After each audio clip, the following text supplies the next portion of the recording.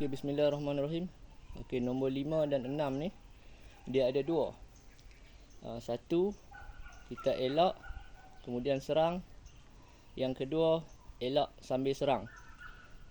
Tapi untuk permulaan kita akan fokus elak dan serang dulu. Contoh nombor 5. Tetak. Tetak satu. Elak. Kemudian serang. Okey.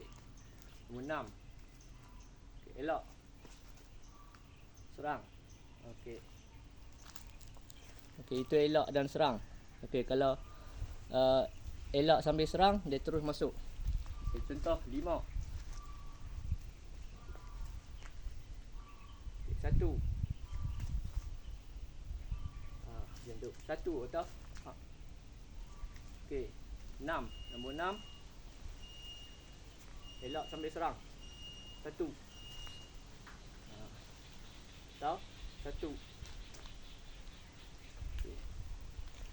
Dia elak sambil serang. Tapi itu orang panggil peringkat 2 lah. Atas sikit bagi permulaan. Kita buat elak dulu baru serang.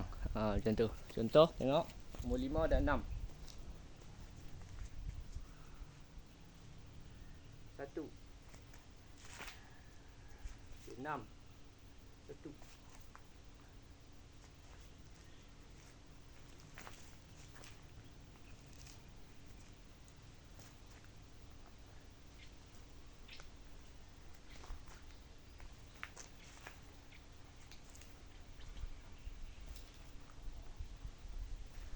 Okey. Okey, untuk permulaan fokus elak dulu baru serang. Nanti kalau dah ni peringkat yang kedua pecahan, kita buatlah elak serang. Banyak lagi lah dia punya pecahan dia tu. Pecahan dia tu lama-lama kita akan faham lah. Untuk permulaan kan. Untuk permulaan kita elak dan serang.